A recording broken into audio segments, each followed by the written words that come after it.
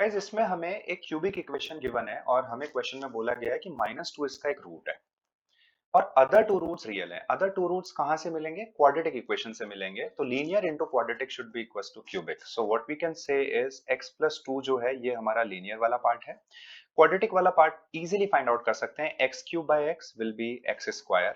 Constant part of the quadratic equation will be 2/2 that should B 1 and x square का coefficient है 2r+1। Value जो हमने ली है वो -2 है, राइट?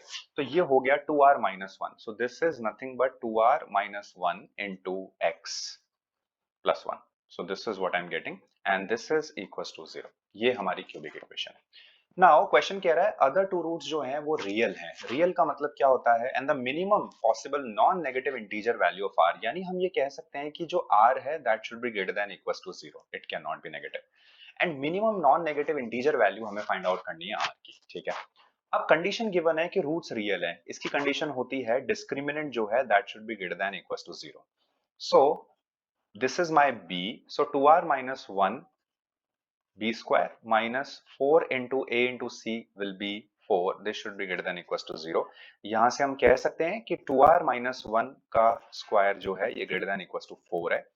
तो एक पार्ट इससे बनता है जो कि है 2r- should be greater than equals to 2। तो यहां से 2r is greater than equals to 3, r is greater than equals to 3/2। 3/2 is 1.5। इससे जस्ट बड़ी वैल्यू होती है 2, यानी यहां से एक वैल्यू r की जो मिनिमम वैल्यू है वो आ रही है 2। तो या तो यही आंसर है या फिर दूसरा पार्ट हम चेक करते हैं। तो दूसरा पार्ट होगा 2r-1 will be greater than equals to, so next will be your, क्योंकि हमें -2 मिल रहा है तो that should be less than equals to minus का 2। यहां से 2r is less than equals to minus का 1 and r is less than equals to -1/2। तो गाइस यहां से तो नेगेटिव वैल्यू आ रही है क्योंकि हमें नॉन नेगेटिव इंटीजर वैल्यू चाहिए, तो हमारा आंसर हो गया है r इज इक्वल्स टू 2।